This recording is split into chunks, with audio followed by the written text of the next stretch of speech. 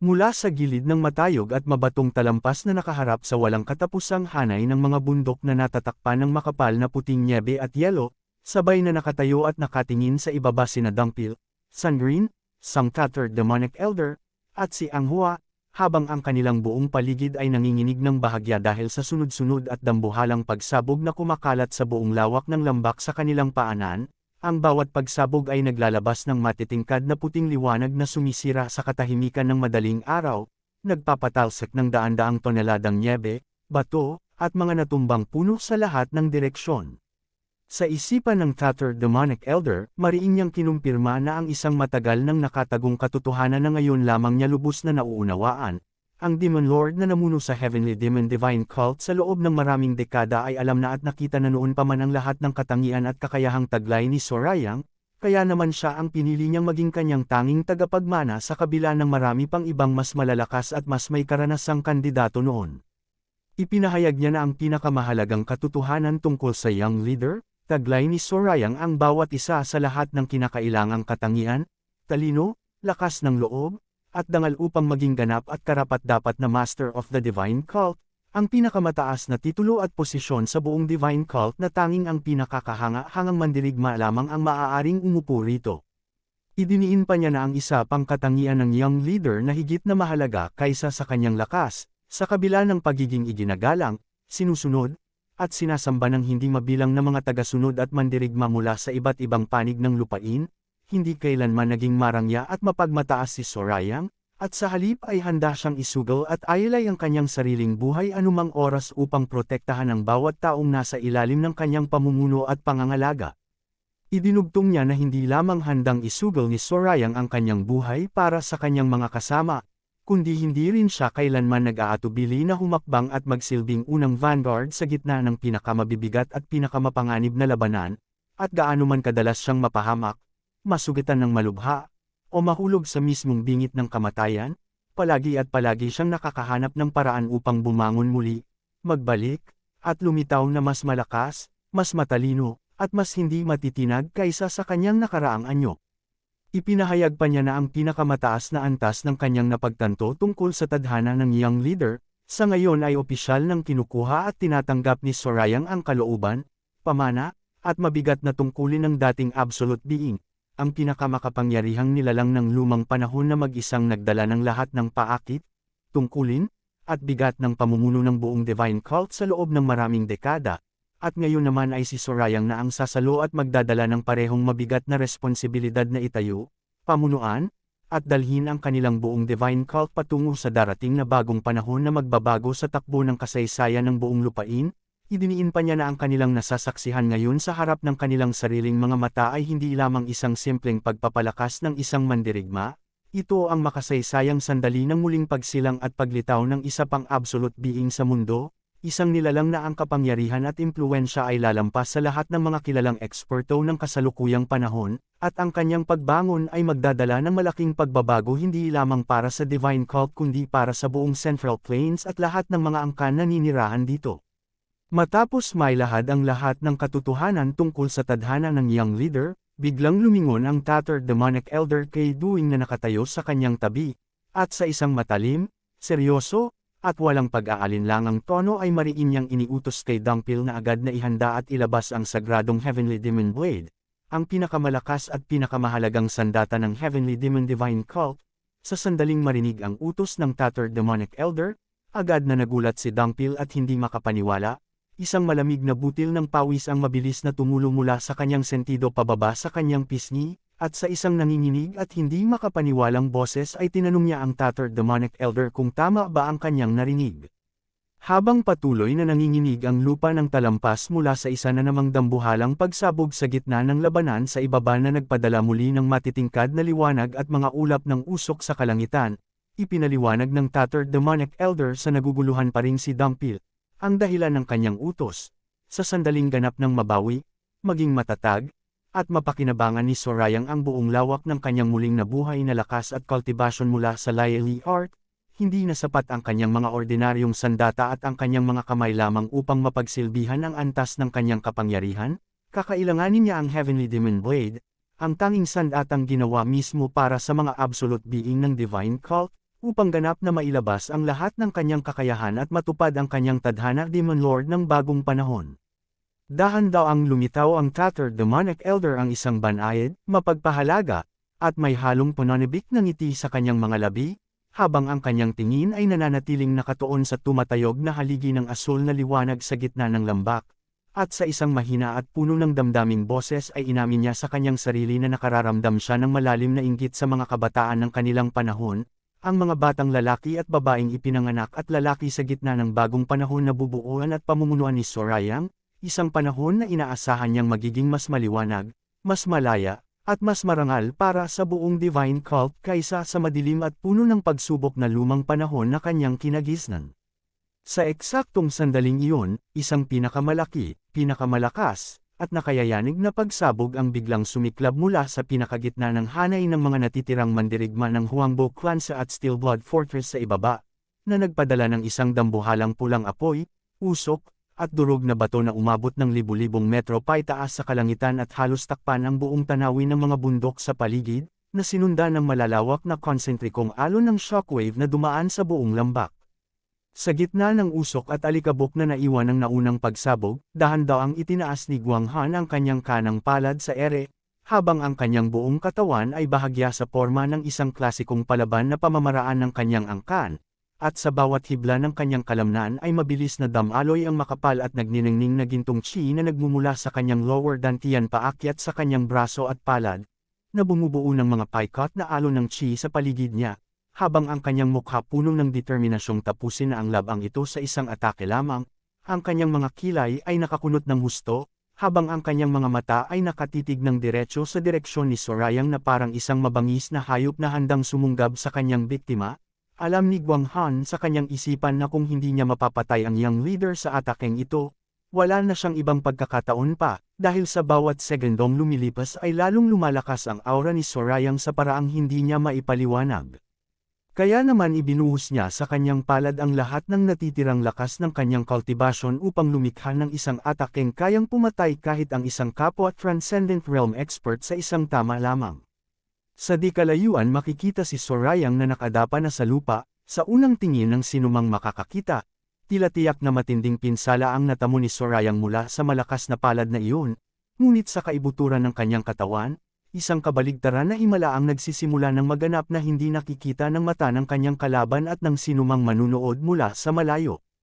Kasabay nito ay makikita ang isang manipis na agos ng sariwang dugo sa mukha ni Sorayang na dahan-daang tumutulo mula sa gilid ng kanyang bibig pababa sa kanyang baba, habang ang kanyang mga asol na mata ay nanlalaki ng bahagya sa hindi inaasahang pangyayari sa loob ng kanyang katawan. At sa kabila ng halatang sakit mula sa tama ng palad ay makikita ang isang matinding kislap ng tagumpay at pagkaunawa sa kanyang mga tingin, dahil sa sandaling iyon ay lubos na napatunayan at napagtanto ni Sorayang sa kanyang sarili na gumagana ng perpekto ang kanyang plano at ang sinaunang teknik na kanyang ginagamit. Sa kanyang isipan, mabilis na naitala ng kanyang isip ang bawat pagbabago sa daloy ng kanyang enerhiya. Ang gintong chi ni Guang Han na pumasok sa kanyang dibdib ay hindi naging sanhi ng lalong pagkasira ng kanyang mga meridian gaya ng inaasahan ng lahat, kundi ito pa ang naging huling tulak na kailangan niya upang ganap na mabuksan ang lahat ng nakasarang daanan ng chi sa kanyang katawan na matagal ng barado ng mga dumi at pinsala mula sa kanyang nakaraang laban. Sa loob ng kanyang isipan, detalyadong pinaliwang niya na ang eksaktong nangyari sa sandaling tumama ang chi sa kanyang katawan. Sa eksaktong sandaling iyon ng pagpasok ng gintong lakas ni Guang Han, sabay-sabay na kusang bumukas ang bawat isa sa daan-daang acupoint na nakakalat sa buong kanyang katawan mula sa dulo ng kanyang mga daliri sa paa hanggang sa tuktok ng kanyang ulo, kasabay ng ganap na paglinis at paglawak ng lahat ng kanyang meridians, ang mga daluyan ng chi na matagal nang makitid at bahagyang nasira dahil sa mga naipong pinsala mula sa laban ng Secret Demon Queen. Idinagdag pa niya na ang susunod na yugto ng proseso sa loob ng kanyang katawan, habang ang chi ng palad ay dumadaloy ng mabilis sa kanyang mga bagong bukas na meridian. Sinunog at tinunaw niya ang lahat ng naipong impure chi, mga dumi ng luma at sirang chi, at mga nakaimbak na lason mula sa mga dating pinsala na matagal nang nakabara sa kanyang mga daluyan, at ang karamihan sa mga maruming ito ay mabilis na itinulak palabas ng kanyang katawan sa pamamagitan ng kanyang mga butas ng balat at hininga. Kasabay ng paglilinis ng kanyang mga meridian, naunawaan din ni Sorayang na ang natitirang dalisay na bahagi ng chi ng palad na nagawa niyang sipsipin at kontrolin sa loob ng kanyang katawan ay kusang naghiwa-hiwalay at kumalat ng pantay-pantay sa kanyang tatlong sentro ng lakas, ang upper dantian sa kanyang noo, ang middle dantian sa kanyang dibdib, at ang lower dantian sa kanyang tiyan. At ang bawat patak nito ay nagsilbing mitya upang muling buhayin at gisingin ang natutulog na kapangyarihan ng kanyang primordial energy, ang pinakadalisay at pinakamalakas na anyo ng chi na likas sa bawat tao ngunit bihirang magising ng mga ordinaryong mandirigma. Inidagdag pa niya na ang isang dambuhalang ipu-ipu ng matinding asol na chi na umiikot ng mabilis sa kanyang buong katawan, na ang lakas nito ay sapat na upang punitin ang kanyang mga damit sa maraming bahagi at magpaangat ng malalaking tipak ng bato sa paligid niya. At idiniin ng kanyang isipan na dahil sa mabilis na pagdami at paglakas ng kanyang demonic energy. Ang dati ng mabagal na wound healing formula na kanyang ginagamit upang ayusin ang kanyang mga internal injuries ay biglang nakakuha ng dambuhalang lakas at bilis na nagpapabilis sa paggaling ng kanyang katawan sa antas na hindi niya kailanman naranasan noon pa man. Sa kaibuturan ng kanyang lower dantian, nabuo ang isang perpekto at nagniningning na asol na bola ng chi na parang isang maliit na bituin na napapalibutan ng tatlong paikot na singsing ng mas magaan na asol na liwanag, at dito ganap na naunawaan ni Sorayang ang buong koneksyon ng lahat ng nangyayari sa kanyang katawan. Ang kanyang mga naibalik at ganap ng malusog na panloob na organo ay muling nagliyab ng bagong sigla at buhay na dumadaloy sa bawat sulok ng kanyang pagkatao, at kasabay nito ay patuloy ding lumalakas, lumalalim, at nagiging mas dalisay ang kanyang demonic emperor chi, hanggang sa maabot nito ang antas na lampas pa sa kanyang dating rurok. Sa kanyang isipan, mabilis na naalala niya ang tatlong dakilang lihim na teknik na bumubuo sa buong sistema ng demonic emperor chi ng kanilang divine cult, ang positive, reverse, at fusion, at sa sandaling iyon ay kinilala niya na ang lahat ng prosesong nagaganap sa kanyang katawan ngayon, mula sa paggamit ng chi ni Guanghan bilang lakas, paglilinis ng kanyang meridian, muling pagbuhay sa kanyang primordial energy, hanggang sa mabilis na paggaling ng kanyang mga sugat, ay walang iba kundi ang walang kamatayang pamamaraan ng paggaling na tinatawag na Immortal Recovery Art na kabilang sa landas ng reverse sa tatlong teknik. Ang buong anyo ni Sorayang ay nakatayo ng tuwid na ngayon sa ibabaw ng durog na bato, na ang kanyang mukha ay ganap ng kalmado, puno ng tiwala sa sarili, at may bahagyang banayad ng ngiti sa kanyang mga labi, dahil nalampasan na niya ang lahat ng pagsubok sa kanyang harapan. Opisyal na inihayag ng kanyang isipan ang buong at tunay na pangalan ng sinaunang teknik na kanyang pinagkadalubhasaan at ginamit upang baligtarin ang takbo ng laban, ang Reverse Heaven Essence Accumulating Art, ang pinakamataas na anyo ng Laili Art na binaligtad ang normal na batas ng kalikasan at cultivation, na ginagawang lakas ang pinsala, ginagawang paggaling ang atake ni Guanghan, at ginagawang walang hanggang mapagkukunan ng chi ang mismong mga bagay na dapat sana ay magpapahina at papatay sa isang ordinaryong mandirigma.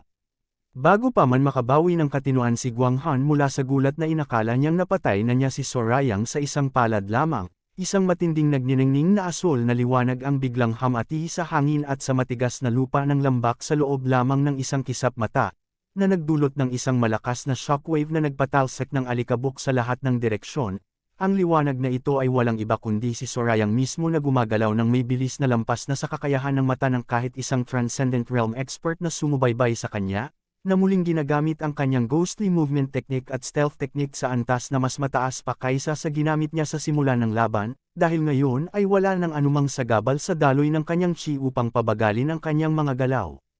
Sa sandaling mapansin ni Guanghan na wala na sa harap niya ang figure ni Sorayang na akala niya ay sugatan na at halos mamatay na mula sa kanyang palad, agad na napuno ang kanyang buong pagkatao ng matinding takot at gulat na hindi niya kailanman naramdaman noon pa man sa kanyang buong buhay bilang mandirigma. Isang malamig na pawis ang mabilis na tumulo mula sa kanyang noo pababa sa kanyang pisngi, habang ang kanyang mga mata ay nanlalaki ng husto at mabilis na tumitingin sa lahat ng direksyon sa paligid niya upang hanapin si Sorayang. At sa kanyang isipan ay paulit-ulit niyang itinatanong kung saan nagpunta ang young leader at paano nagawang maglaho ng ganoon kadali ng isang taong katatapos lamang tamaan ng kanyang pinakamalakas na palad.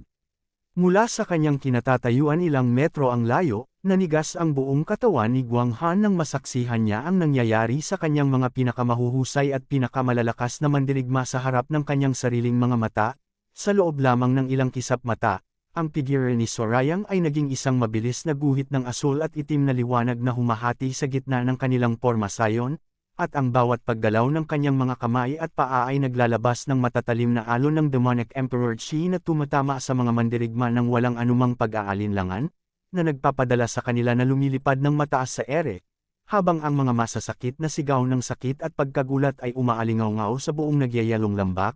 Ang malalakas na tunog ng pagbangga at pagkawasak ay kasabay ng mga sigaw. Ang mga maliliit na tipak ng bato at yelo ay lumilipad sa lahat ng direksyon dahil sa puwersa ng mga atake, at habang nakatingin si Guang Han sa mga tauhan niyang isa-isang bumabagsak na parang mga tuyong dahon sa ihip ng hangin, hindi niya maipaliwanag ang matinding takot na unti-unting gumagapang mula sa kanyang mga paa hanggang sa kanyang leeg, dahil alam niya sa kanyang sarili na ang mga mandirigmang ito ay hindi mga ordinaryong kawal lamang, kundi ang mga piling elite guards ng kanyang angkan na sinanay sa loob ng maraming taon upang harapin kahit ang mga eksperto ng Transcendent Realm, ngunit sa harap ni Sorayang ay tila mga baguhan lamang silang mga bata na walang kalaban-laban. Habang patuloy na humahampas ng mga nakamamatay na atake si Sorayang sa gitna ng kanilang hanay, ang mga natitirang mandirigma ay pilit na nagtatanggol. Sa isipan ni Guang Han na napansin niya ang isang bagay na lalong nagpataas ng kanyang takot at pagkagulat. Sa bawat segundong lumilipas, ang mga galaw ng young leader ay lalong bumibilis, lalong tumatalas, at lalong nagiging mahirap sundan ng kanilang mga mata, na tila ba ang bawat tama na natatanggap niya mula sa kanila ay hindi nagpapahina sa kanya kundi lalong nagbibigay sa kanya ng mas maraming lakas at bilis upang lipulin silang lahat. Dagdag pa niya na hindi niya maunawaan kung paano nagiging posible ang ganitong bagay, dahil ayon sa lahat ng kanyang natutunan tungkol sa cultivation, ang isang mandirigma na nakipaglaban ng matagal at tinamaan ng maraming malalakas na atake ay dapat ng pagod, nanghihina, at bumagal ang mga galaw, ngunit ang kabaligtaran ang nangyayari kay Sorayang. Lalong nagulat si Guang Han, habang pinapanood ang bawat galaw ni Sorayang, at sa kanyang isipan ay mariin niyang inisip na hindi niya maipaliwanag kung paano nagagalaw at kumikilos si Sorayang ng ganoon kabilis at kalakas kahit na alam niyang tinamaan na ito ng hindi mabilang na malalakas na atake mula sa kanyang mga tauhan, at higit sa lahat ay matapos nitong tanggapin ng direkta ang buong puwersa ng kanyang Great Red Lotus Palm, ang pamamaraang inilaan niya upang tapusin ang laban sa isang tama lamang, na may lakas na kayang tumunaw ng bakal at bato at pumatay ng kahit sinong kapwa niya Transcendent Realm expert sa isang sagupaan, idinugtong pa niya na may mas kakaiba at mas nakakatakot pa sa bilis ni Sorayang. Sa bawat segundong lumilipas, tila ba ang lahat ng mga pinsalang dapat sana ay natamo ni Sorayang mula sa kanyang palad at sa mga atake ng kanyang mga tauhan ay unti-unting nawawala, at si Sorayang ay tila ba hindi lamang lumalaban kundi pati na rin ay gumagaling at nagiging mas malusog, habang sila ay nakikipagpalitan ng atake sa gitna ng madugong larangan ng digmaan.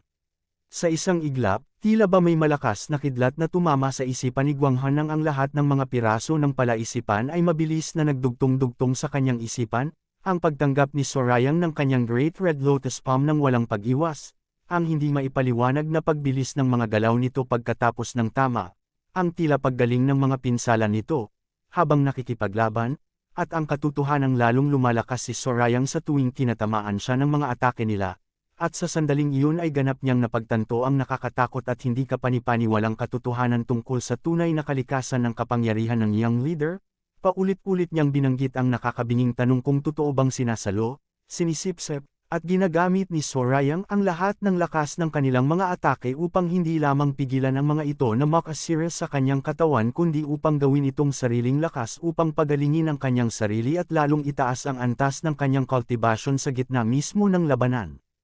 Bago pa man makabuo ng anumang bagong plano si Guang Han upang harapin ang bagong katotohanang kanyang natuklasan, biglang huminto sa mabilis na paggalaw si Sorayang, at sa isang kalmado, malamig, at ganap na walang emosyong ekspresyon ng kanyang mukha, dahan-dahan niyang itinaas ang kanyang kanang palad, habang ang isang malawak at umiikot na ipu-ipu ng madilim na asul na chi ay mabilis na nabuo sa paligid ng kanyang buong katawan. Ito ay walang iba kundi ang isa sa mga pinakamapanganib at pinakamalalakas na lihim na pamamaraan ng Heavenly Demon Divine Cult na matagal nang hindi inilalabas sa harap ng ibang tao, ang Demonic Hand of the Heavens. Isang atake na pinagsasama ang dalisay na Demonic Emperor Qi nang gumagamit at ang Qi ng kalikasan sa paligid upang lumikha ng isang puwersang kayang durugan ang sinumang target nito mula sa loob palabas ng walang anumang pagkakataong makatakas at makaiwas ang sinumang mahuhuli ng saklaw nito.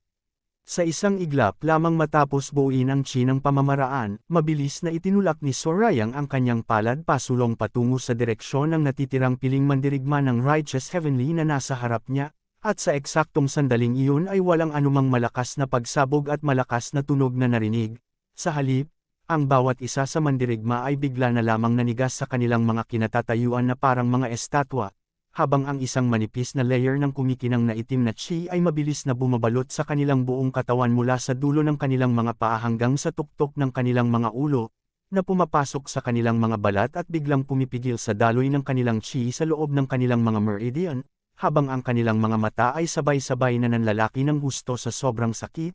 habang ang sinasakal sila sa puwersang kanilang natatagap, at pilit na kumikapit sa kanilang mga leeg na may humihigop ng hininga mula sa kanila, at sa loob lamang ng ilang sandali ay wala na silang anumang lakas pang kumilos man lamang ng kanilang mga sandata, dahil ang itim na chi ng demonic hand of the heavens ay hindi lamang pumipigil sa kanilang paggalaw kundi dahan-dahan ding dinudurog ang kanilang mga panloob na organo mula sa loob palabas nang hindi man lang nag-iiwan ng anumang peklat at sugat sa labas ng kanilang mga katawan.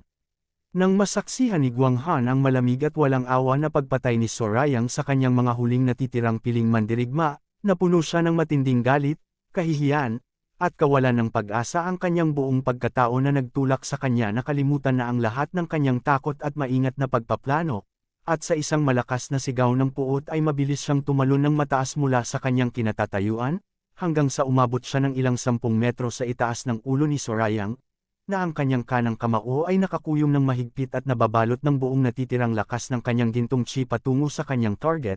Sa kanyang isipan ay wala na siyang ibang iniisip kundi ang mapatay si Sorayang sa pamamagitan ng isang suntok na maglalabas ng lahat ng natitira niyang lakas bilang isang Transcendent Realm expert, dahil alam niyang kung hindi niya magagawa ito sa sandaling ito ay wala na siyang ibang pagkakataon pang lumabas ng buhay mula sa labang ito. Sa kabila ng paparating na dambuhalang atake mula sa itaas na may dalang lakas na kayang gumuhong bahagi ng isang bundok, nanatiling ganap na kalmado at walang kahit anong bakas ng takot at pagkabigla sa mga mata ni Sorayang.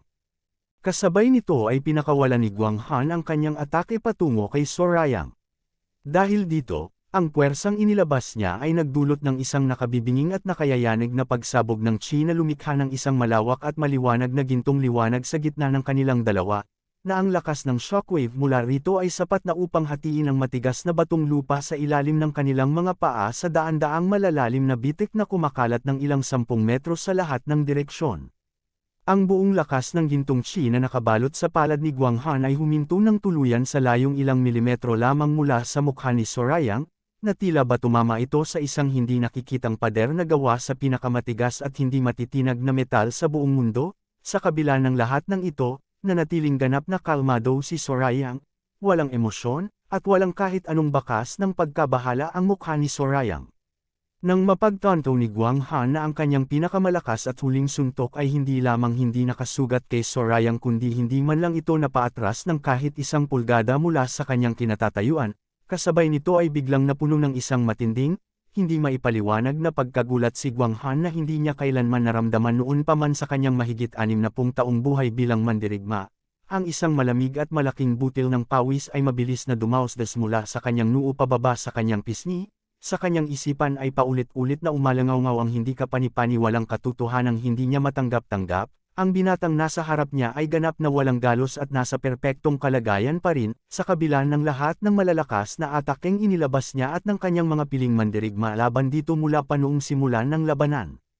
Bago pa man makabawi ng katinoan si Guang Han mula sa kanyang pagkagulat, mabilis at walang anumang pag-aalinlangang hinawakan ni Sorayang ang kanyang nakataas na braso gamit ang kanyang kaliwang kamay. Sa gitna ng kanyang pagkagulat at pagkairita kay Sorayang, dahil sa ginawa nito sa kanya na parang isang walang buhay na manika, isang malakas na sigaw ng galit at frustrasyon ang lumabas sa lalamunan ni Guang Han.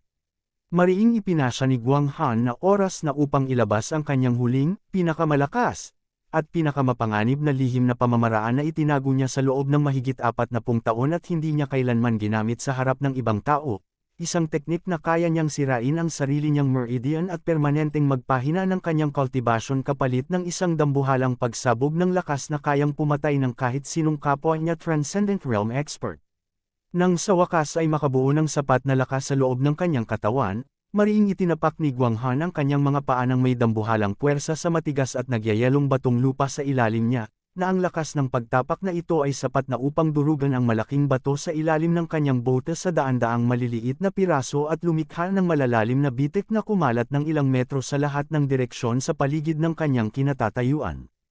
Muling inilabas ni Guanghan ang lahat ng kanyang natitirang lakas, habang ang puwersang inilabas niya ay nagdulot ng isa na namang dambuhalang pagsabog ng chi sa lupa sa ilalim nila na nagpadala ng daan-daang malalaking tipak ng bato ng mataas sa ere.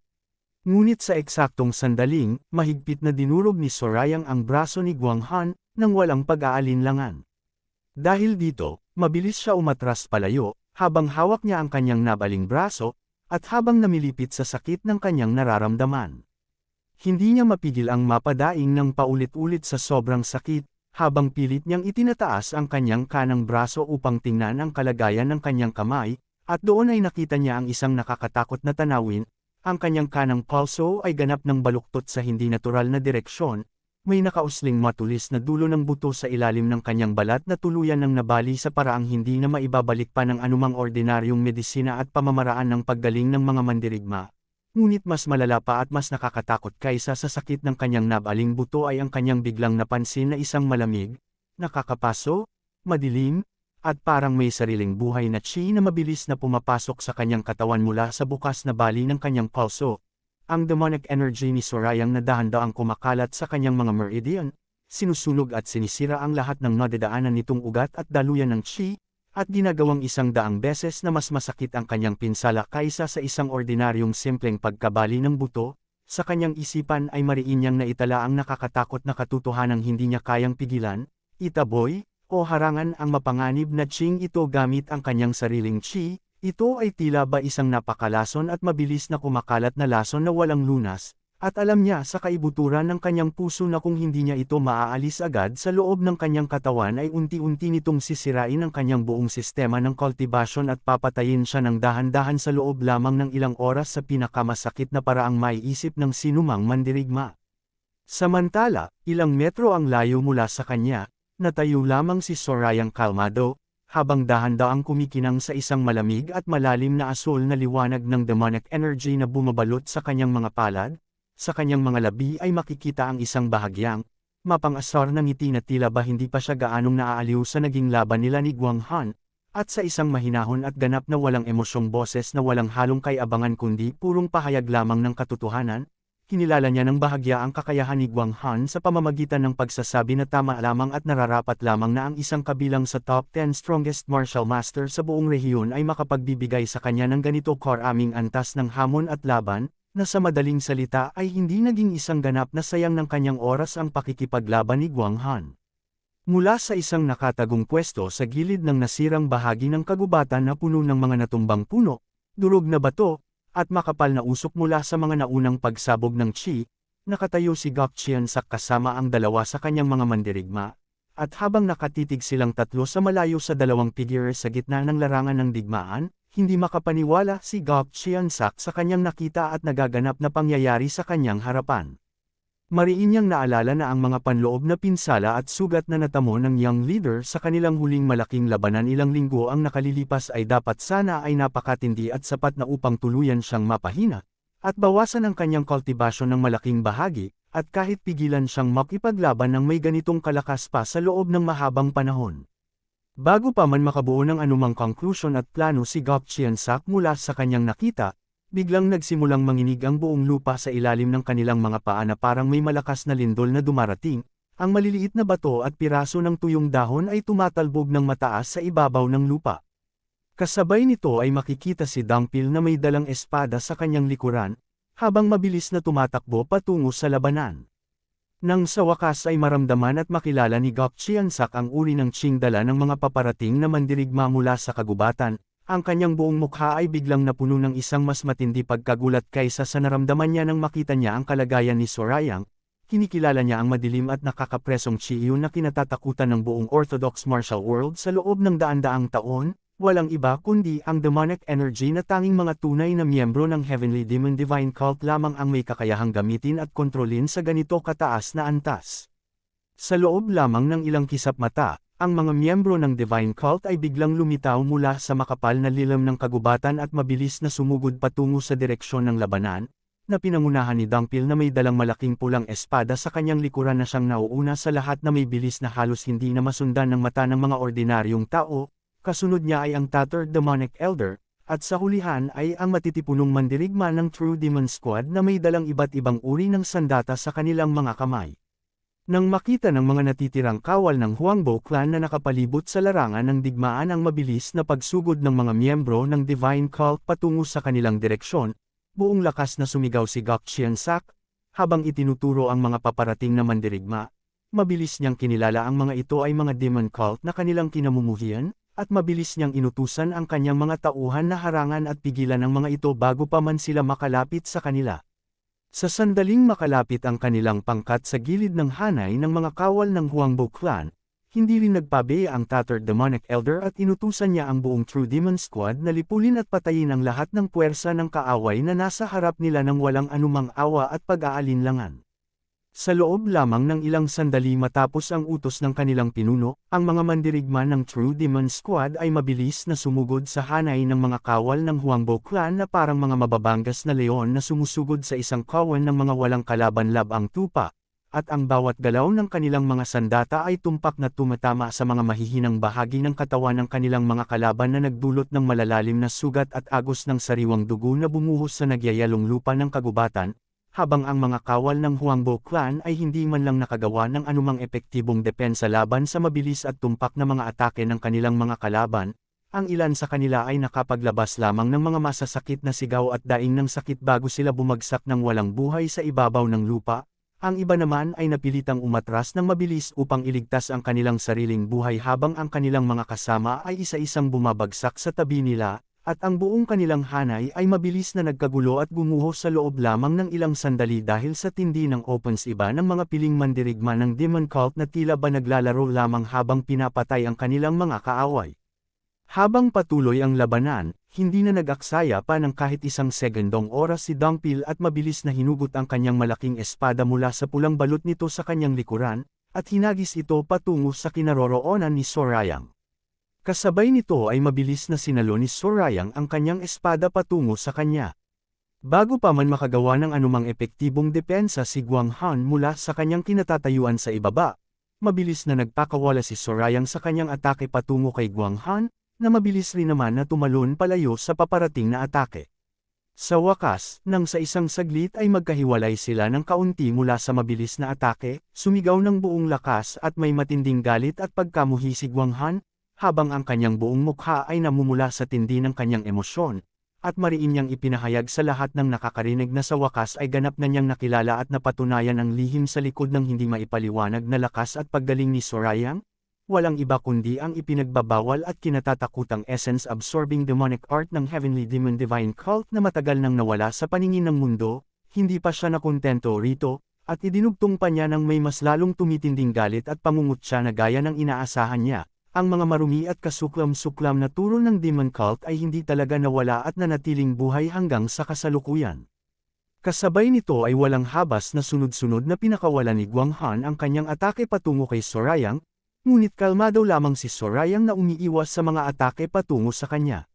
Ngunit bago pa man makatapos si Guang Han sa kanyang atake, sa isang kisap mata lamang ay biglang naglaho ang figure ni Sorayang sa harap niya at muling lumitaw ng walang anumang tunog sa kanyang likuran na parang isang anino na dumausdas sa hangin, habang ang mga natitirang usok at alikabok mula sa kanilang huling banggaan ay dahan-daang kumakalat sa paligid nila na nagbigay ng mas misteryoso at nakakatakot na dating kay Sorayang, sa isang kalmado, malamig, at ganap na walang emosyong boses na tila ba hindi siya nakikipaglaban sa isang malakas na kalaban kundi nakikipag-usap lamang sa isang hindi mahalagang bagay sa kanyang paligid, sinabi niya na ang lahat ng mga paratang at galit ni Guang Han sa pamamagitan ng pagsasabing malaya siyang magsalita at magbuga ng anumang walang kwentang bagay na nais niyang sabihin hanggang sa kanyang huling hininga, dahil wala na itong anumang epekto at magagawa pa upang baguhin ang nakatakda ng kapalaran ni Guang Han sa araw na ito, sa harap ni Sorayang. Ang buong katawan ni Guang Han ay biglang nanigas sa takot at pagkagulat nang mapagtanto niyang hindi niya man lang naramdaman at nasundan ang mabilis na paggalaw ni Sorayang patungo sa kanyang likuran.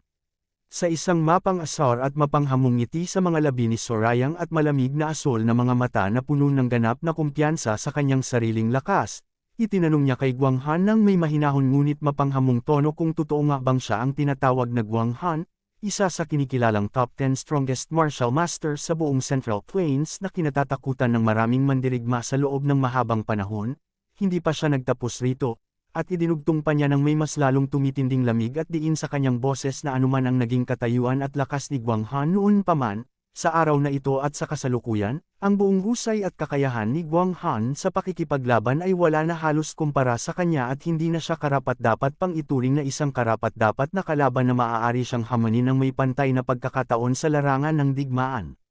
Dahil sa tindi ng mga salitang binitawan ni Sorayang, ang buong mukha ni Guang Han ay biglang napuno ng matinding takot na hindi na niya maitago pa sa kanyang sarili, habang ang kanyang mga mata ay nanlalaki ng husto, habang ang kanyang isipan ay unti-unting tinatanggap ang mapait na katotohanan ng kanyang pagkatalo, at sa huling pagkakataon ay narinig niya ang malamig, walang awa, at puno ng awtoridad na boses ni Sorayang na nagbigay sa kanya ng huling utos na dapat niyang sundin, na siya ay umalis na at mawala sa kanyang paningin bilang isang lumang relikya ng nakaraan na wala ng silbi. Sa loob lamang ng isang kisap mata matapos bitawan ang kanyang huling mga salita, mabilis at walang anumang pag-aalinlangan na pinugutan niya ng ulo si Guang Han. Pagkatapos nito ay mabilis na lumipad ang ulo ni Guang Han sa lupa na malakas na bumagsak at dumausdas ng malayo. Matapos ang lahat ng nangyari, nanatiling nakatayo ng matatag si Sorayang sa gitna ng wasak na larangan ng digmaan.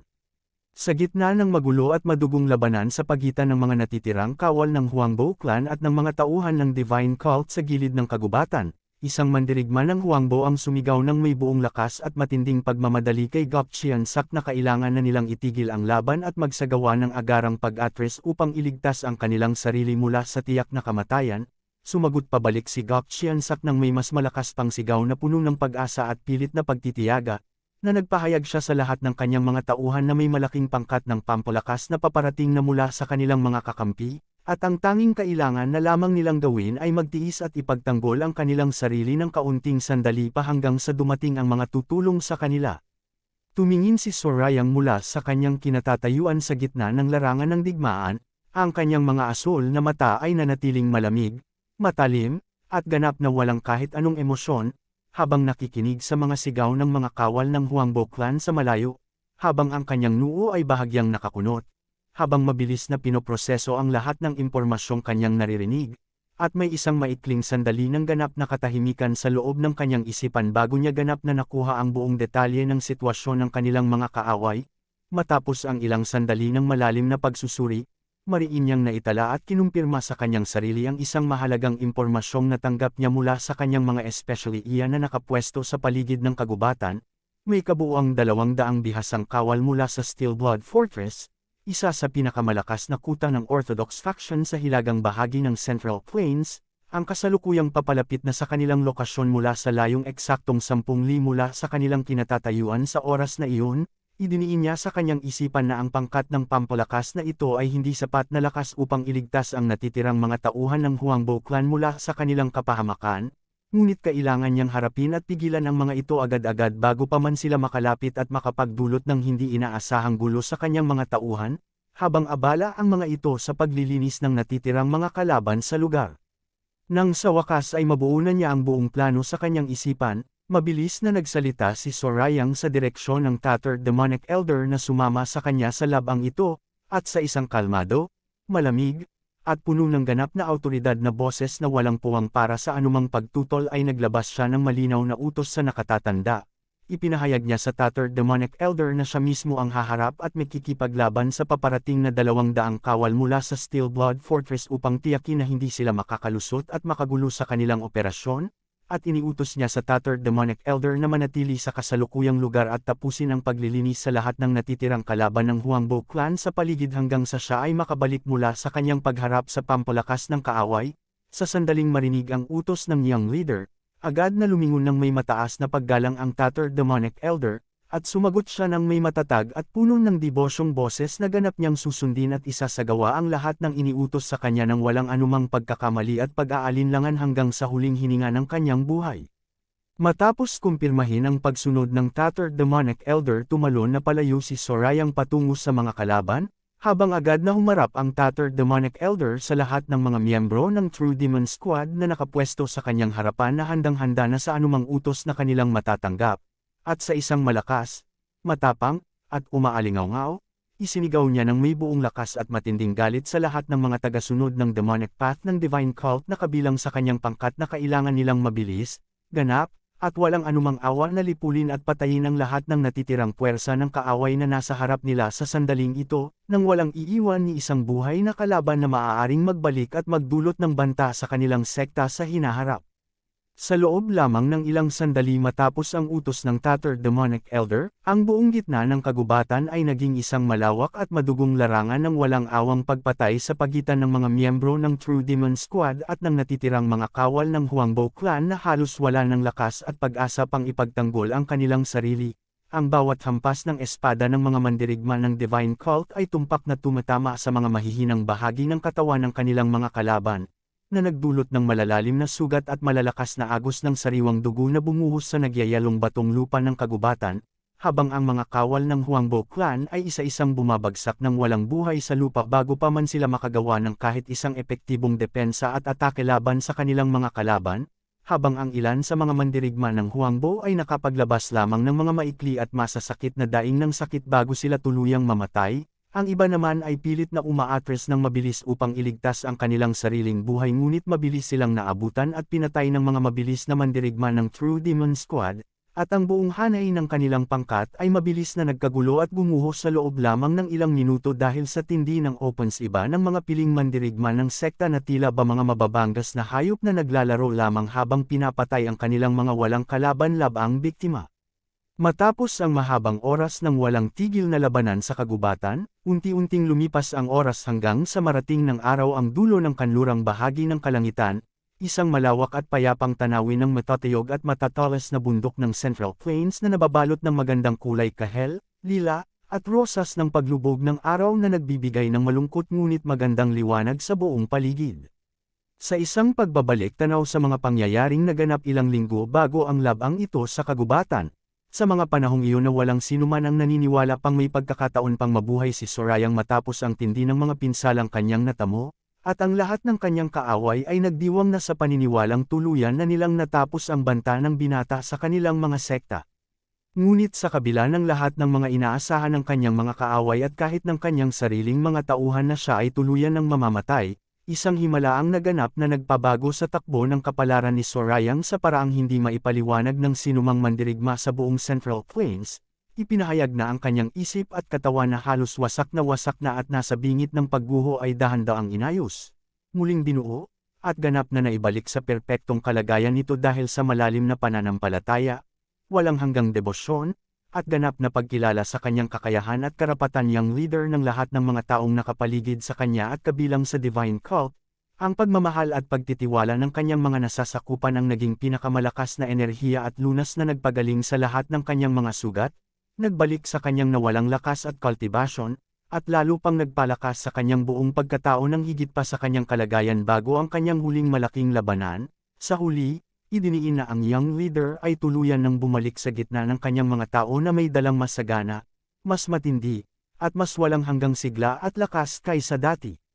Sa isang malawak na tanawin ng kanyang bagong anyo at kapangyarihan ni Sorayang, ang bagong pangalan at pagkakakilanlan ni Sorayang matapos ang kanyang muling pagkabuhay, na nakatayo ng tuwid, matatag, at puno ng ganap na kapangyarihan sa gitna ng madugong larangan ng digmaan, habang ang araw ay tuluyan ng lumulubog sa likuran niya na nagbibigay sa kanya ng isang marangal at nakakatakot na anino sa ibabaw ng lupa. Habang nakatitig siya sa malayo na tila ba nakikita niya ang lahat ng darating na pangyayari sa hinaharap. Sa kanyang mga paanan ay ang 12-dosenang mga bangkay ng kanyang mga napatay na kalaban mula sa Huangbo Clan at sa iba pang mga kaaway. Sa gitna ng larangang ito na puno ng laganap na kamatayan, sakit, at pagkawasak, si Sorayang ay tuluyan ng muling isinilang bilang isang mas malakas, mas matalino, at mas walang awa na young leader na handang baguhin ang buong balanse ng kapangyarihan sa mundo ng mga mandirigma. Dagdag pa rito, idiniin na sa loob lamang ng ilang araw matapos ang buong resulta ng labang ito sa kagubatan ay kumalat na ang balita sa bawat sulok, bawat sekta, at bawat pangkat ng mandirigma sa buong Central Plains at maging sa mga malalayong rehiyon, na nagdulot ng isang dambuhala, malawak, at ganap na hindi inaasahang kaguluhan sa lahat ng mga tao na nakarinig nito, dahil walang sinuman ang nag-akalang ang binatang akala nilang patay na ay hindi lamang nabuhay kundi lalong lumakas pa at napatay pa ang isa sa pinakamalakas na mandirigma ng kanilang panahon. Lumipat ang tagpo sa Demonic God Place, sa pinakamataas na palapag ng gusaling ito. Detalyadong inulat ni Yosong sa Demon Lord tungkol sa lahat ng nangyari sa laban sa pagitan ng True Demon Squad at ng Huangbo Clan ilang araw ang nakalilipas. Matapos basahin at intindihin ang lahat ng detalye ng ulat, hindi pa rin siya makapaniwala sa katotohanan. Sa loob ng bulwagan ng pangunahing kuta ng Heavenly Demon Divine Cult sa gitna ng kanilang teritoryo, sa isang mahinahon, maingat, at puno ng paghanga na boses na umaalingaw-ngaw ng bahagya sa loob ng malaking bulwagan, nagpahayag si Yosong na bagaman ang kanyang mga sinasabi ay haka-haka at sarili niyang pagsusuri lamang batay sa mga ulat na kanyang natanggap, tila ba sa kanyang pagtingin ay napatunayan na ng mga pangyayari na ang young leader ng kanilang sekta ay naging mas malakas pa ng husto kumpara sa kanyang kalagayan bago ang kanyang huling malaking labanan na halos ikinamatay niya, at idinugtong pa niya ng may mas lalong tumitinding pagkamangha sa husay ng young leader na kahit na may kasama lamang silang tattered demonic elder at ang mga piling mandirigma ng True Demon Squad, ang kakayahang lipulin ang isang hukbo ng kaaway na may ganoon kalaking bilang at lakas, habang ang kanilang buong pangkat ay nasa kalagayan pa ng matinding pagod at pagkaubos ng lakas matapos ang mahabang labanan ay isang bagay na tunay na kahanga-hanga at halos hindi kayang gawin ng kahit anong ibang pangkat ng mandirigma sa buong Central Plains sa kasalukuyang panahon. Sumagot ng mahinahon ang Demon Lord sa sinabi ni Yosong sa pamamagitan ng pagpapahayag na ang lahat ng mga nangyari at ang paglakas ng kanilang young leader ay isang bagay na natural lamang at inaasahan na ng lahat ng may sapat na kaalaman sa tunay na kapangyarihan ng kanilang sekta. Dahan-dahan niyang itinaas ang mangkok sa kanyang mga labi at humigop ng kaunti ng kanyang inumin. Matapos ibaba ang kanyang mangkok sa nakalagay sa tabi ng kanyang trono, itinuwid ng Demon Lord ang kanyang upo sa kanyang kinauupuan. Ang kanyang mga mata ay itinuon na ng buong atensyon kay Yosong na nakatayo sa ibaba ng kanyang trono, at sa isang mas malakas na boses, ipinaliwanag niya ng may buong katiyakan na minana ni Sorayang ang dalisay at walang hanggang demonic Emperor Qi, ang pinakamakapangyarihan at pinakabanal na anyo ng Qi na tanging mga tunay na tagapagmana lamang ng dugo ng Heavenly Demon ang may kakayahang gamitin at paunlarin sa loob ng kanilang katawan. At mula noong matagumpay na nabuksan ni Sorayang ang mga gates of the world of the seer sa loob ng kanyang sarili, isang pambihira at lubhang mapanganib na tagumpay na halos walang sinuman ang nakakamit sa loob ng daan-daang taon, siya ay naging ganap na karapat-dapat ng tawagin at kilalanin bilang ang tunay na direktang inapo ng mga naunang pinuno ng kanilang sekta na may dalang buong kapangyarihan ng kanilang lahi. Hindi pa siya nakontento sa kanyang paliwanag, at idinagdag pa niya ng may mas lalong tumitinding diin sa kanyang boses na anuman pa ang antas ng husay at lakas ni Sorayang sa pakikipaglaban sa harap ng kanyang mga kaaway,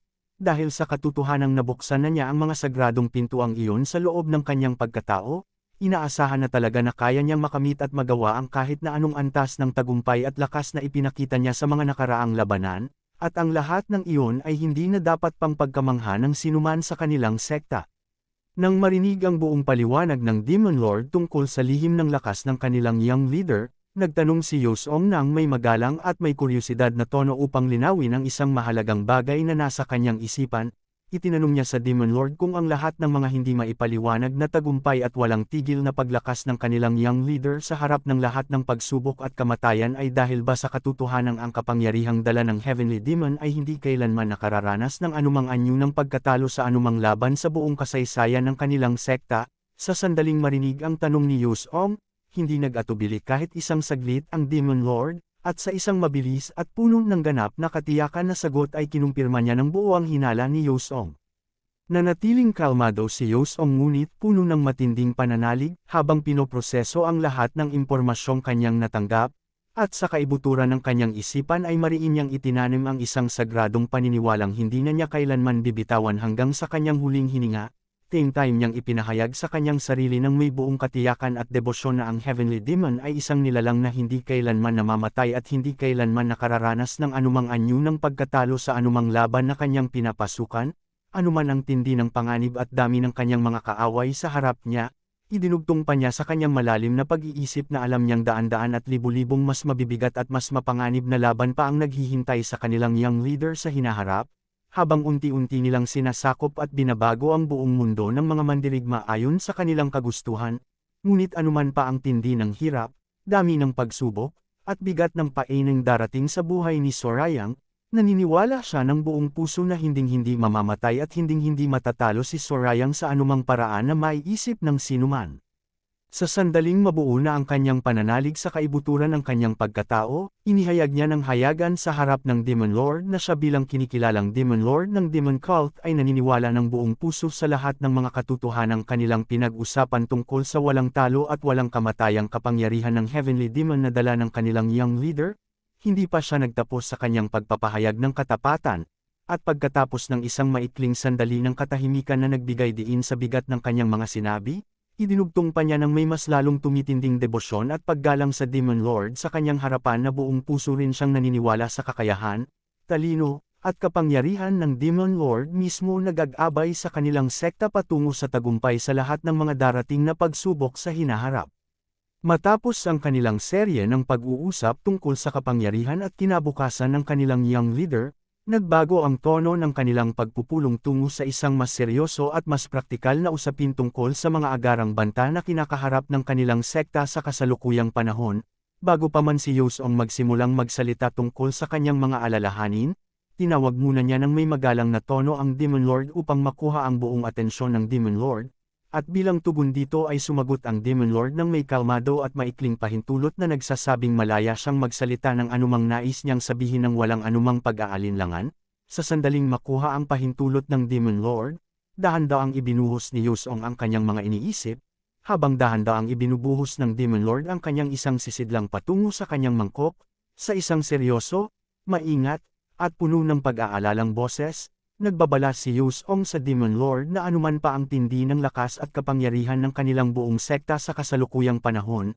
ang pakikipagharap at pakikipaglaban sa darating na nagkakaisang hukbo ng Alliance and Fortress Coalition, ang samahan ng iba't ibang sekta at kuta ng Orthodox faction na nagkakaisa laban sa kanila, ay mananatiling isang napakahirap, mapanganib, at komplikadong gawain na hindi nila dapat maliitin at baliwalain sa anumang paraan.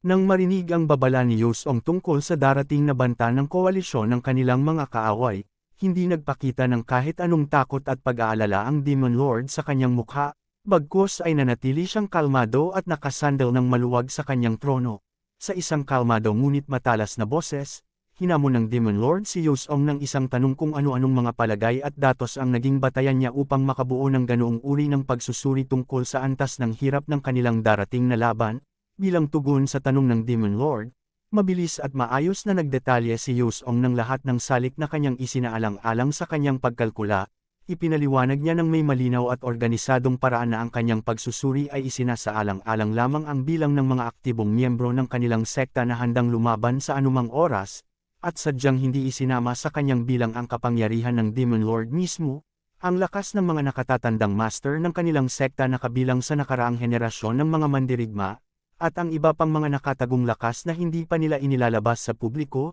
Dagdag pa rito, isinama rin niya sa kanyang bilang ang lahat ng mga mandirigma na kabilang sa 7 families na matagal ng tapat na kasapi ng kanilang sekta, pati na rin ang 30% ng kabuoang bilang ng mga maliliit na sekta at pangkat sa buong Central Plains na kasalukuyang nakahanay at sumusunod sa landas ng demonic path at handang tumulong sa kanila sa oras ng digmaan. Matapos marinig ang buong detalye ng pagsusuri ni Yosong tungkol sa 30%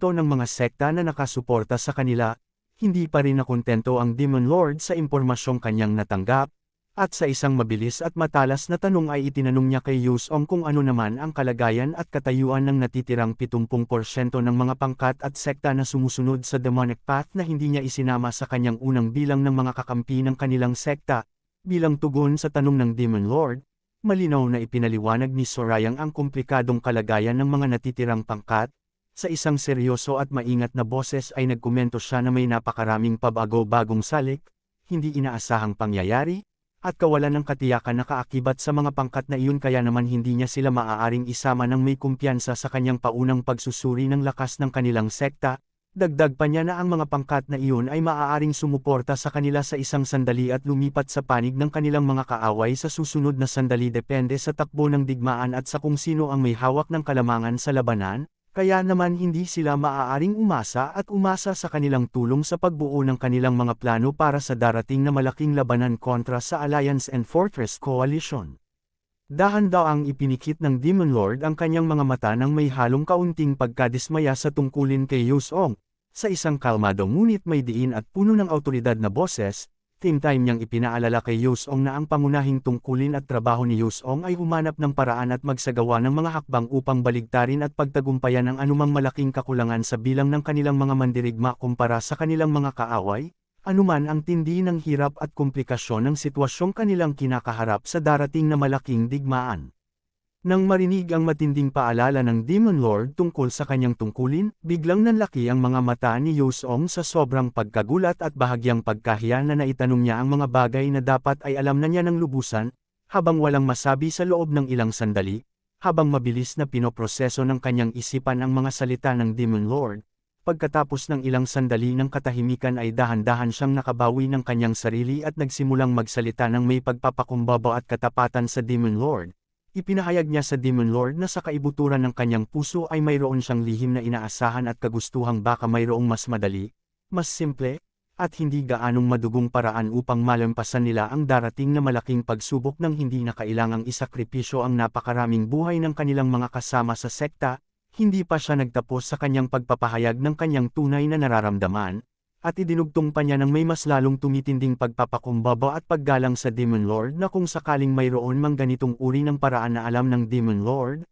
siya bilang isang hamak at mangmang na tagapayo ay may lakas ng loob na magtanong at humingi ng gabay, payo, at direksyon mula sa Demon Lord upang matiyak na ang lahat ng kanyang gagawing hakbang ay naaayon sa kagustuhan at plano ng namumuno sa kanilang sekta. Matapos marinig ang tapat at mapagpakumbabang pag-amin ni Yusong tungkol sa kanyang pagnanais na makahanap ng mas madaling paraan, hindi nagpakita ng anumang galit at pagkadismaya ang Demon Lord sa kanyang mukha, bagkus ay nanatili siyang kalmado at nakasandal ng maluwag sa kanyang trono, habang ang kanyang kaliwang kamay ay mahigpit na hinawakan ang kanyang mangkok. Mariin niyang ipinaalam kay Yusong na wala siyang alam na anumang madali, simple, o walang dugong paraan upang malampasan nila ang darating na banta ng Alliance and Fortress Coalition, at bilang pangwakas sa kanyang utos ay sinabi niya kay Yusong na malaya nitong pangasiwaan at ayusin ang buong sitwasyon sa anumang paraan at hakbang na sa tingin nito ay angkop at pinakamabisa para sa kapakanan ng kanilang sekta, nang walang anumang karagdagang panghihimasok at pagdidikta mula sa kanya hanggat naaabot nito ang layunin nilang magtagumpay laban sa kanilang mga kaaway. Sa sandaling marinig ang sagot ng Demon Lord, lalong lumawak ang mga mata ni Yusong sa kaunting pagkabigo at pagkabigla na wala talagang ibang paraan kundi ang harapin ang pagsubok ng diretsyo, at sa kaibuturan ng kanyang isipan ay hindi niya mapigilan ang isang mahina at puno ng pagod na bulong sa kanyang sarili na sana ay kahit kaunting pahiwatig at gabay lamang ay ibigay pa rin sa kanya ng Demon Lord upang magkaroon siya ng malinaw na direksyon sa kanyang gagawing mga plano para sa darating na digmaan na magdidikta ng kinabukasan ng kanilang buong sekta. Nang sa wakas ay ganap na niyang maunawaan at matanggap sa kanyang isipan at puso na wala talagang ibang madaling paraan kundi ang harapin ang lahat ng pagsubok ng may katapangan at talino, dahan-daang lumingon si Yusong sa Demon Lord, sa isang mahina, paus, at puno ng malungkot na pagtanggap na boses na tila ba may bigat na libu-libong libra ang bawat salitang kanyang banibitawan. Mariin niyang ipinahayag sa Demon Lord na sa darating na digmaan sa pagitan ng kanilang sekta at ng nagkakaisang hukbo ng Orthodox faction ay tiyak at walang anumang duda na magkakaroon ng napakalawak, napakatindi, at hindi matatawarang dami ng pagdanak ng dugo mula sa magkabilang panig, na ang lupa ng Central Plains ay mababasa at malulunod sa sariwang dugo ng libu-libong mandirigma mula sa iba't ibang panig, at na daan-daang pamilya ang mawawala ng kanilang mga mahal sa buhay bago pa man matapos ang lahat ng mga laban at magkaroon ng tunay na tagumpay para sa sinuman sa kanila. Mula sa kanyang kinauupuan sa trono, narinig ng Demon Lord ang malungkot na pagtanggap ni Yusong tungkol sa darating na pagdanak ng dugo, at sa halip na magpakita ng anumang lungkot at pag-aalala tulad ng nararamdaman ni Yusong, nanatili siyang ganap na kalmado, walang emosyon, at puno ng matinding pagtanggap sa kalikasan ng mundo na kanilang ginagalawan bilang mga mandirigma ng Demon Cult. Dahan-dahan siyang lumingon patungo sa direksyon ni Yusong, sa isang napakatahimik, malalim, at puno ng ganap na katiyakan na boses, nagsalita lamang ang Demon Lord tungkol sa isang pinakasimpleng katotohanan ng buhay sa halip na tungkol sa pagkamatay ng libu-libong tao. Maikli niyang sinang-ayunan ang sinabi ni Yusong sa pamamagitan ng pagpapahayag na naniniwala rin siya at sumasang-ayon na magiging ganoon nga ang magiging takbo ng mga pangyayari sa darating na panahon, at na walang sinuman sa kanila ang may kakayahang pigilan at baguhin ang nakatakda ng kapalaran ng maraming mandirigma na mamatay para sa kanilang mga paniniwala at kinabibilangang sekta. Kasabay nito ay tahimik lamang nakatitig si Yusong sa Demon Lord sa kanyang sinabi. Kasabay ng pagbabago ng ekspresyon sa mata ni Yusong, nakatitig rin ang Demon Lord kay Yusong. Dahan-daang ibinaling ni Yusong ang kanyang buong atensyon pabalik sa Demon Lord, ipinahayag niya ang kanyang pangako sa Demon Lord, mariin niyang sinabi sa Demon Lord na gagawin niya ang lahat ng kanyang makakaya, gagamitin niya ang lahat ng kanyang talino, karanasan, at impluwensya sa loob at labas ng kanilang sekta, at isasakripisyo niya kahit ang kanyang sariling kapayapaan at kaligtasan kung kinakailangan lamang upang maayos, mabalanse, at mapagtagumpayan ang lahat ng mga komplikadong problema at hamon na kanilang kinakaharap tungkol sa darating na digmaan sa anumang paraang magagawa niya. Bilang tugon sa tapat na pangako ni Yusong, sumagot ang Demon Lord ng may kalmado at ganap na pagtitiwala na boses na nagsasabing malaya siyang gawin ang lahat ng nais at sa tingin niya ay tamang hakbang ng walang anumang pangamba at takot na maparusahan. Dahil buo ang kanyang pananalig kay Yusong ay hindi siya bibiguin sa huli. Pagkatapos nito, dahan-daang yumuko ng may mataas na paggalang si Yusong bilang pagpapalam sa Demon Lord, at inihayag niya na sa susunod na kanilang pagkikita sa kanilang susunod na pagpupulong ay dala na niya ang mga kumpleto at detalyadong plano na magsisilbing gabay nila sa pagharap sa Alliance and Fortress Coalition at lahat ng iba pang banta sa kanilang sekta. Matapos ang mahaba at seryosong pagpupulong sa loob ng bulwagan ng Demonic God Place, unti-unting lumipas ang oras hanggang sa tuluyang dumating ang madilim at tahimik na gabi sa buong rehiyon ng Central Plains, isang malawak at payapang tanawin ng madilim na kalangitan sa gabi na nababalot ng malalalim na kulay asol at itim na may mga kalat-kalat na nagniningning na maliliit na bituin at ang maliwanag na hugis karit na buwan na dahan-daang sumisilip sa pagitan ng mga makakapal na ulap na kulay abo.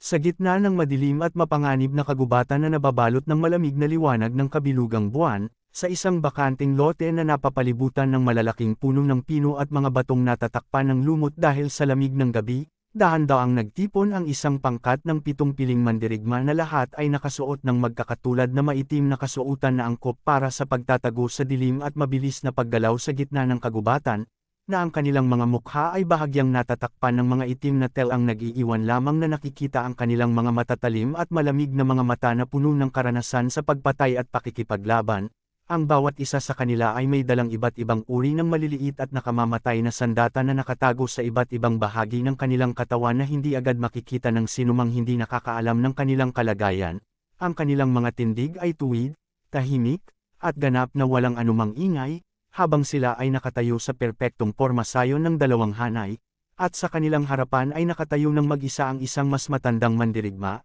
Binasag ng matandang mandirigma ang mahabang katahimikan ng gabi sa pamamagitan ng isang mahina ngunit malinaw at puno ng awtoridad na tanong na narinig ng lahat ng nasa harap niya, kung kumpleto na at handa na ang lahat ng kanilang mga paghahanda para sa napakahalaga at mapanganib na lihim na misyon na kanilang isasagawa sa gabing ito na magdadala sa kanila sa gitna mismo ng teritoryo ng kanilang mga kaaway nang walang anumang kasiguruhan na sila ay makakabalik ng buhay pagkatapos ng lahat ng kanilang gagawin.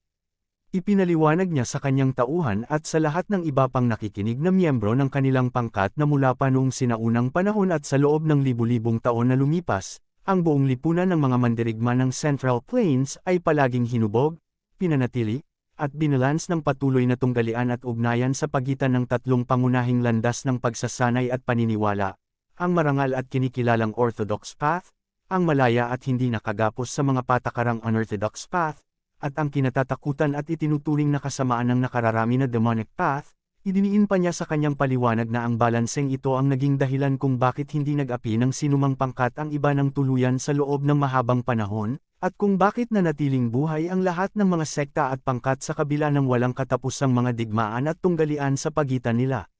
Mariin niyang idiniin na sa gabing ito ay wala ng ibang layunin ang kanilang buong pangkat kundi ang permanenteng burahin, lipulin, at alisin sa mundong ibabaw ang pinakamalaki at pinakamalakas na haligi at pundasyon ng buong demonic path na naging sanhi ng walang katapusang pagdurusa at kamatayan ng libu-libong inosenteng tao sa loob ng maraming henerasyon. Taimtim niyang ipinahayag sa lahat ng kanyang tauhan na sa gabing ito ay sila ay lalakad at magsasagawa ng isang dakila at makasaysayang kampanya na may layuning baguhin, baligtarin, at isulat muli ang buong kasaysayan ng mundo ng mga mandirigma ng Central Plains sa paraang hindi na kailanman mababago pa ng sinuman sa mga susunod na henerasyon, pagkatapos ng isang maikling sandali ng katahimikan na nagbigay diin sa bigat ng kanyang naunang sinabi. Idinugtong pa niya ng may mas lalong tumitinding nag-aapoy na determinasyon at marangal na pagmamalaki sa kanyang boses na ang walang kapantay at walang hanggang karangalan, dangal, at katanyagan ng pagpatay sa mismong Heavenly Demon, ang pinakamakapangyarihan, pinakakinatatakutan, at pinakamahirap patayin na nilalang sa buong kasaysayan ng Mirim, ay pag-aari at makakamit lamang ng kanilang pangkat sa gabing ito, at walang ibang tao at pangkat sa buong mundo ang makakapag-agaw nito sa kanila kapag nagtagumpay sila sa kanilang misyon. Matapos ang time na deklarasyon ng kanilang misyon sa gitna ng madilim na kagubatan, lumipat ang tagpo sa tahimik na silid sa loob ng pangunahing sekta ng Heavenly Demon Divine Cult sa gitna ng kanilang teritoryo, kung saan ang tanging pinagmumulan ng liwanag ay isang matayog at magandang parol na gawa sa itim na bakal at ginto na nakatayo sa gilid ng malaking bintanang nakaharap sa madilim na hardin sa labas ng gusali. Sa loob lamang ng ilang sandali ng malalim na katahimikan sa marangyang silid, biglang nabasag ang katahimikan ng isang matinis na umaalingaw-ngaw na tunog ng pagkabasag ng mga babasaging bagay na umalingaw-ngaw sa buong paligid, kung saan nakakalat ang mga durog na piraso ng mangkok sa sahig. Kasabay nito ay wala na sa trono ang Demon Lord na kanina palang nakaupo ng tahimik.